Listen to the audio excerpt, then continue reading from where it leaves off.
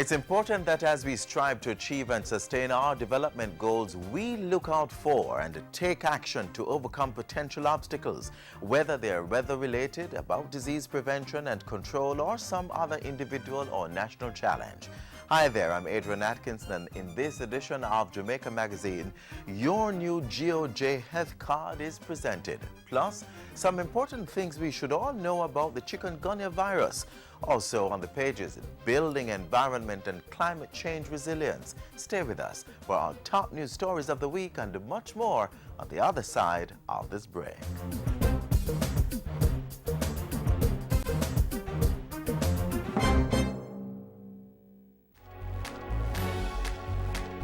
Know your numbers and control the keys to a healthier heart. Know the numbers for your blood pressure, cholesterol level, blood glucose level, and your weight and body mass index.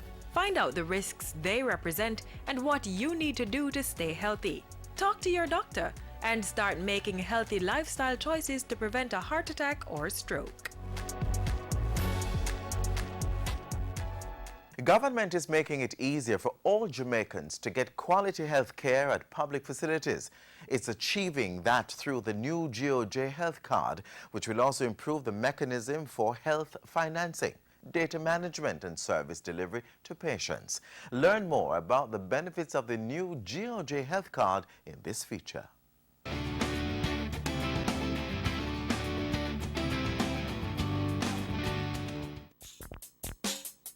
Having an health card, it is the best thing for getting help from the hospital. It helps you to see the doctor quicker. When you use it, when you go out and you go to the service provider, they will know, at least the other doctors, they will know your medical history. And getting a prescription filled and so on, that's where people have a problem financially supporting that. So that's the only main reason why I'm really getting it.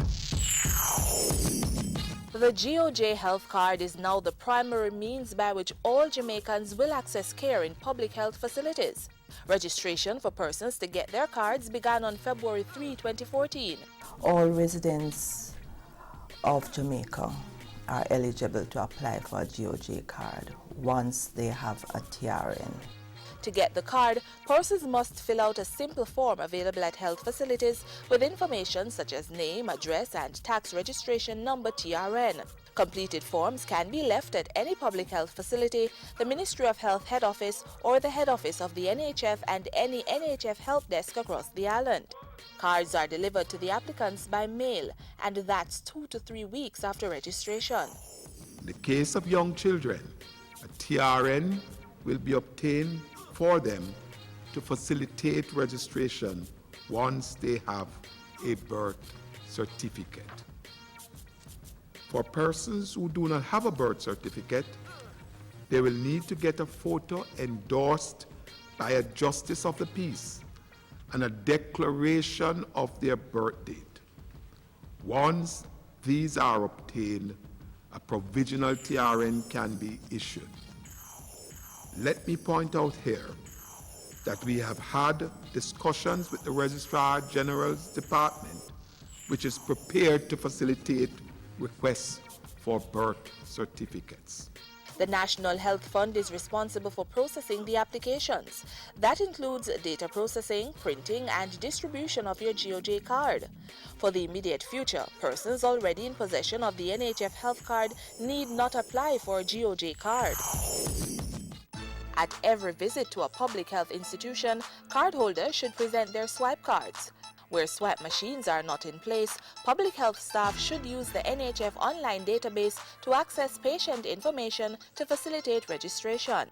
The GOJ Health Card will facilitate easy and quicker registration, enhance patient management leading to better patient outcomes, the ability to easily fill prescriptions at any public pharmacy and drug serve across the island, tracking of medication to ensure that they are being used safely, especially in terms of quantity and mix, linkages with the introduction of the electronic patient administration system, EPAS, which will allow us to link health records to the card.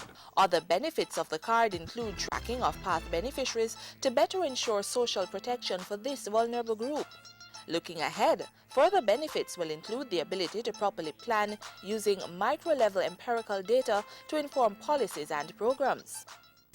Full rollout of the GOJ health card is being done over 18 months, with another 6 months targeted to iron out any remaining kinks. After that, the use of the card will become mandatory except in cases of emergency. The Ministry of Health, achieving efficiency gains, better patient management, and better patient outcomes for a healthier population.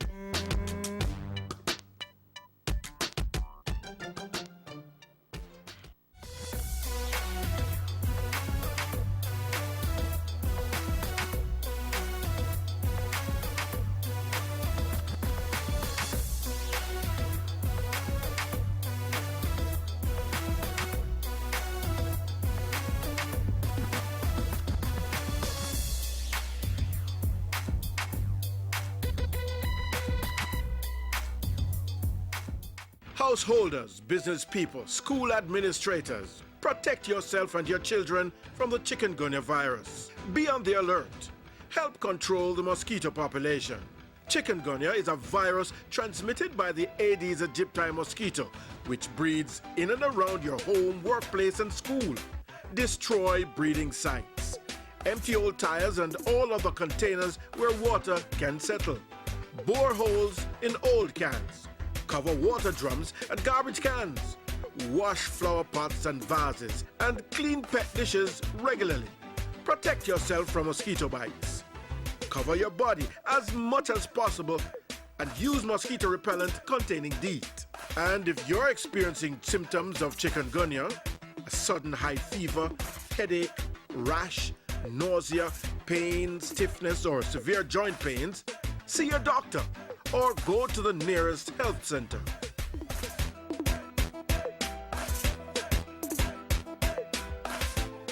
Having detected 2 locally transmitted cases of chikungunya, the Ministry of Health is calling all Jamaicans to action in controlling the mosquito population.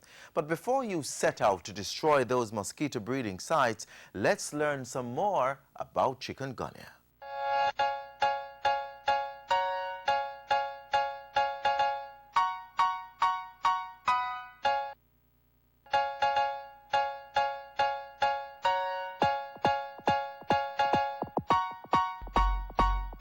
According to the World Health Organization, chikungunya is a viral disease which is transmitted to humans by infected Aedes aegypti mosquitoes. After being bitten, it takes between 4 to 7 days for symptoms to appear. The main ones include high fever and severe joint pain, usually in the lower back, ankles, knees, or wrists. Infected persons may also experience joint swelling, rash, headache, muscle pain, nausea, and fatigue. Although chikungunya does not often result in death, joint pains and stiffness can last for months and even years. It may become a source of chronic pain and disability, resulting in the individual being unable to attend school or work. It is advised that anyone experiencing symptoms of chikungunya should visit their doctor or the nearest health center immediately. The first outbreak of chikungunya was in southern Tanzania in 1952. Then, in 2013, the French part of St. Martin reported the first confirmed case in the Caribbean and Latin American region. Since then, it has spread to approximately 28 countries and territories in the region, with more than 5,000 cases confirmed by mid-July 2014.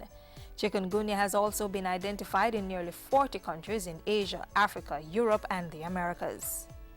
There is no specific treatment for the chikungunya virus, nor is there a vaccine, so treatment is directed primarily at relieving the symptoms.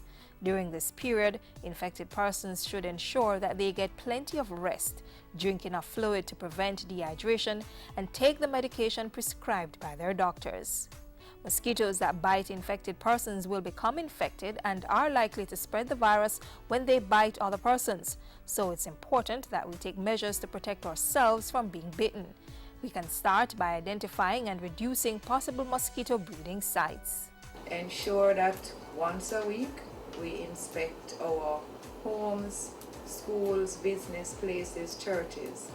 This mosquito is a day-biting mosquito, and it lives in and around where people live and congregate.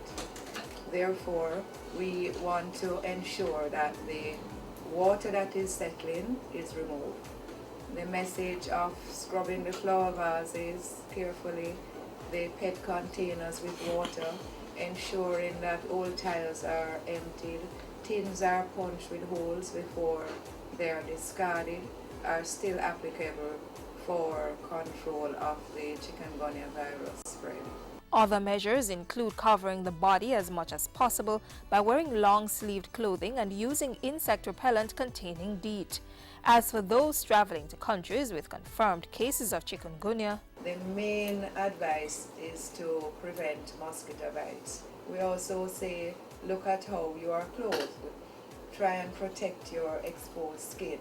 So it's the wearing of light-colored clothes, wearing long sleeves, pants if necessary, socks. Also, because the mosquito is still there, it is to ensure that persons should sleep under a mosquito net. the Ministry of Health has been putting measures in place for more than 2 years in anticipation of the chikungunya virus reaching our shores. In fact, it was the ministry's heightened surveillance system that detected Jamaica's first imported confirmed case in mid-July. It is something that is more favorable for any country when the first case that you recognize is imported, because then you can take the containment measures, meaning that you are ensuring that you limit their contact with any mosquitoes by caring for them under a net, limiting their movement and doing the vector control. We're also ensuring that at our points of entry, when visitors return to the island from any of the countries where transmission is occurring, that we alert them to the fact that if they display any signs and symptoms, they should check with their doctors or any of our health facilities.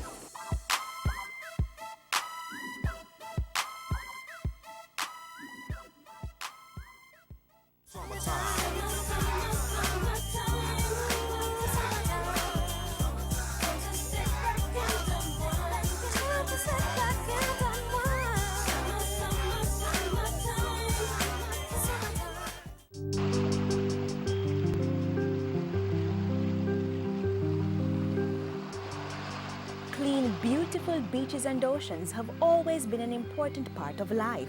We can make a contribution whether we live on the shoreline or miles away.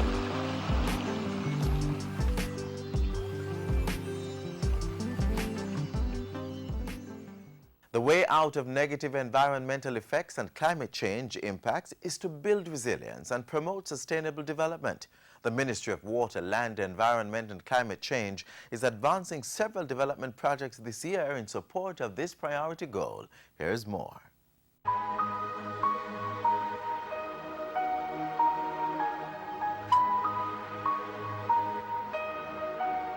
Environmental and climate change resilience is one of government's strategic priorities in the 2014-2015 financial year.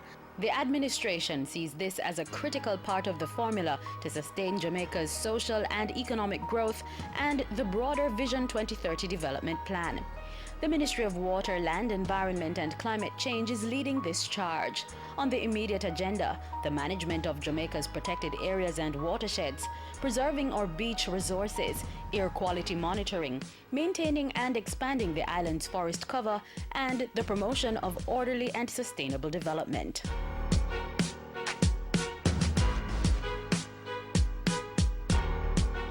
It is internationally accepted that any plan for environmental sustainability must provide for the establishment and effective management of protected areas. That's why this financial year, Cabinet will be asked to approve a protected areas system master plan. This 4-year plan will ensure the effective management of our protected areas in order to sustain the ecosystem services that they provide, namely clean air and water purification, habitats for endemic species, preventing soil erosion as well as protecting against flood and hurricanes. A National Protected Areas Trust Fund will also be established with financing from the Caribbean Biodiversity Fund and other sources. This will support Jamaica's thrust to conserve 25% of the island's marine areas by the year 2020. So working on the promulgation managed resource protected area regulation under the NRCA Act. These regulations govern different types of activities within protected areas, such as residential and commercial and conservation areas, to name a few. As part of the goal for environmental and climate change resilience, the lead ministry for these efforts is taking steps to protect the integrity of Jamaica's beaches and increase access to citizens. A comprehensive beach access and management policy is being developed. This will provide the public with physical access to the beach, foreshore, and the sea on a managed basis, and increase opportunities for recreational use of the beach and coastal areas in an environmentally sound manner. It also aims to protect the traditional rights of fishermen to access the foreshore of the sea upon beaching of their vessels.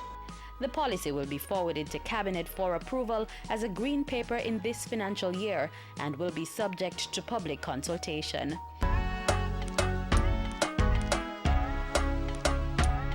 For 2014-2015 financial year, we will further expand the air quality monitoring program to Manchester and St. Catherine. This builds on last year's achievements when the number of monitoring sites was increased to 8.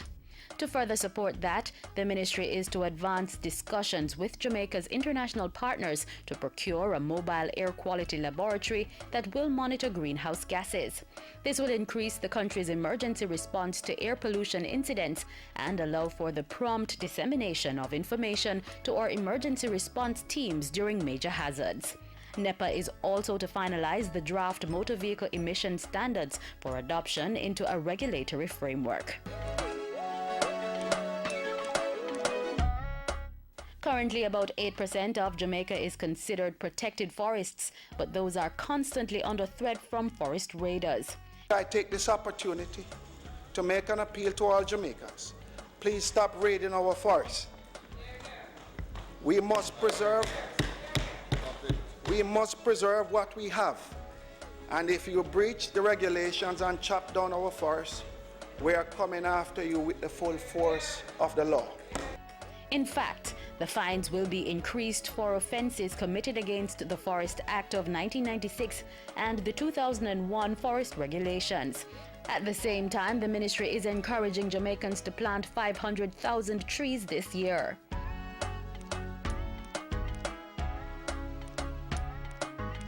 Significant focus going forward will also be on town and country planning and development planning, in recognition of the need to respond to the rapid urbanization of our towns and cities.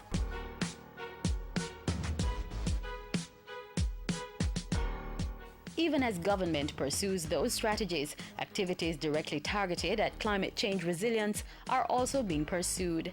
A green paper on the climate change policy framework and action plan is currently being finalized for submission to Parliament as a white paper. Several other deliverables are expected to be realized by the end of the financial year. Among them, the procurement and installation of 2 automatic weather stations to enhance the climate data collection by the Meteorological Service of Jamaica. 2 automatic weather stations and computer hardware will also be sourced to establish a climate database at the National Spatial Data Management Division and the conversion of manually recorded climate data to a digital format. A climate change vulnerability assessment and an adaptation strategy and action plan will also be developed for the fisheries sector. And through the recently established Climate Change Division and Climate Change Focal Point Network, a climate change action plan will be rolled out across the public sector and the wider society. In financial year 2014-2015, government is managing and advancing Jamaica's environmental agenda, building climate change resilience, and setting the platform for sustainable growth and development.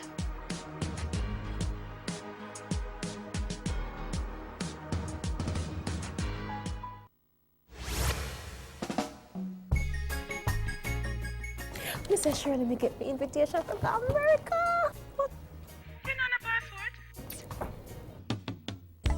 A passport is one of the most important forms. Here at PICA, we believe in excellent customer service. So when we wanted our customers to know about us, we approached the GIS and they delivered, and we got excellent value for money. And so we encourage you to go to the GIS, a one-stop shop for media services. They have print, radio, television, and so much more. Our top news stories of the week are next.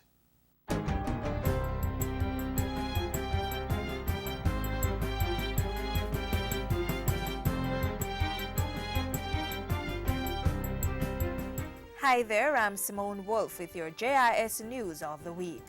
Jamaica celebrated its 52nd year of independence on Wednesday, and the nation's leaders used the occasion to urge citizens to take personal responsibility for creating the Jamaica they desired.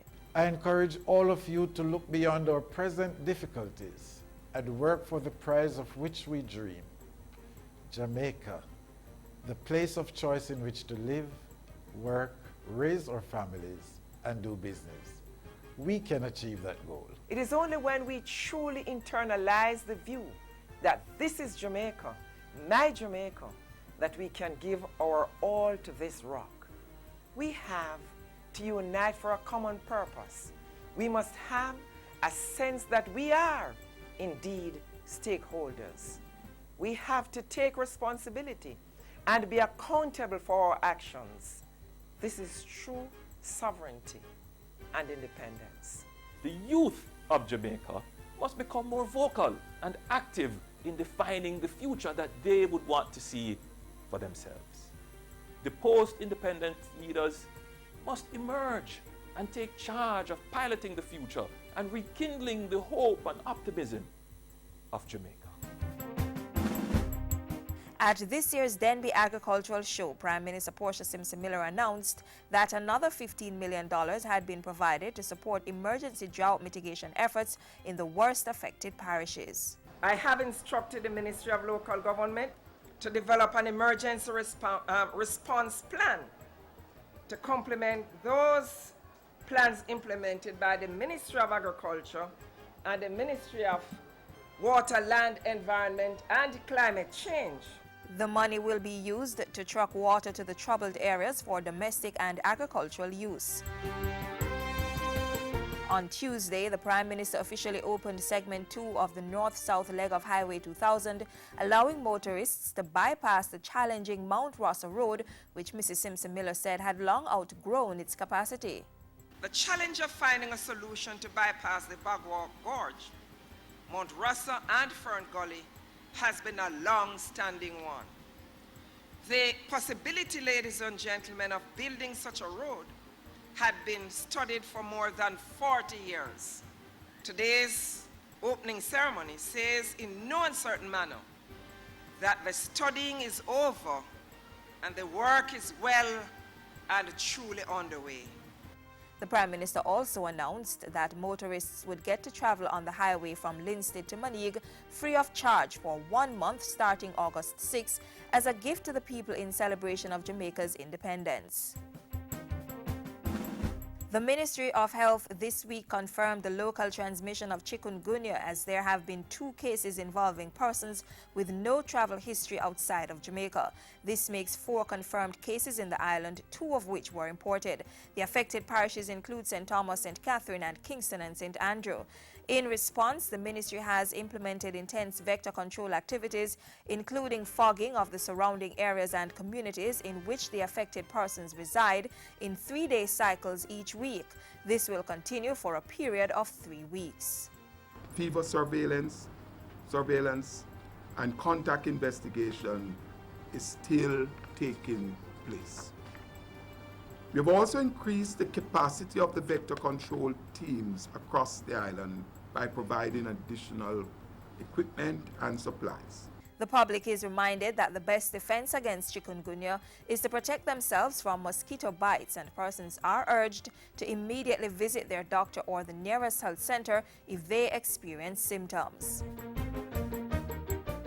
Meanwhile, the Ministry of Health is also cautioning persons against non-essential travel to areas affected by the Ebola virus as the illness continues to ravage West Africa. The Portfolio Minister has stressed the importance of personal responsibility for health, but is also assuring that the ministry continues to keep abreast of developments globally and maintains a close partnership with the Pan American Health Organization on all health-related issues. I would like to stress that Jamaica does not at this time fall into the category of high-risk countries for transmission of the Ebola virus. Nonetheless, we continue to strengthen our health system to deal with any such eventuality. Minister Ferguson said surveillance at our ports of entry was already in place and added that the ministry would continue to train and sensitize health workers as part of measures to increase our vigilance and preparedness for this disease. Ebola is a severe and often fatal illness which is transmitted through direct contact with blood, other bodily fluids or secretions such as stool, saliva, urine, and semen of infected persons. Persons do not become infectious until they begin to show symptoms, which include sudden onset of fever, intense weakness, muscle pain, headache, and sore throat. The Major Organized Crime and Anti-Corruption Task Force MOCA and the JCF's Anti-Corruption Branch have been merged into a single agency to strengthen the fight against serious organized crime and corruption. The merger takes immediate effect, and the new agency will target and bring to justice the kingpins of the criminal networks, as well as those who provide support to criminals and corrupt officials. The new agency will give us greater reach and increase our capacity to carry out investigations on people of interest. This merger is intended to be an interim step in a longer-term plan to create a national law enforcement agency, which will be the subject of a future cabinet submission. And finally, hundreds gathered at the Holy Trinity Cathedral Friday morning to say farewell to one of Jamaica's most beloved former governors general. Sir Howard Cook's state funeral, which was jointly live broadcast by the JIS, PBCJ, CPTC, and private media partners, follows his death on July 11. His family and friends were joined by the current Governor General, Prime Minister, Leader of the Opposition, and other national figures in celebrating his life. Sir Howard has been and remains a source of inspiration for many generations. Walk good, my mentor and my friend. He has earned deservedly a unique place in the pantheon of Jamaican history. Howard Cook's relentless pursuit of an inspired lifelong mission ensured the outcome of its positive realization. This son of noble St. James has managed to fashion the template for our own indigenous nobility. He was the most genuine, kind, virtuous, and honorable man I have ever known. He was really my only friend. No one in my life has ever treated me the way that man did. Grandpa, we love you. May your soul rest in peace. Many ordinary Jamaicans also turned out at the Holy Trinity Cathedral and National Heroes Park to pay their respects to the man affectionately called Teacher. And those were some of the stories making news this week. I'm Simone Wolfe.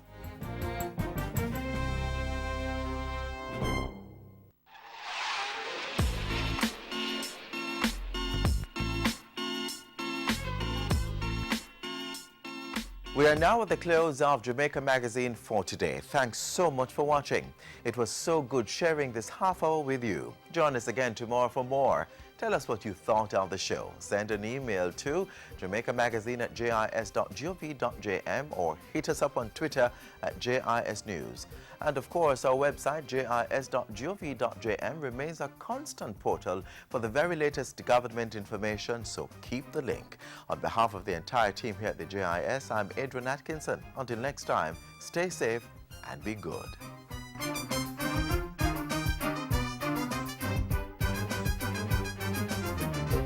This has been a production of the Jamaica Information Service, the voice of Jamaica.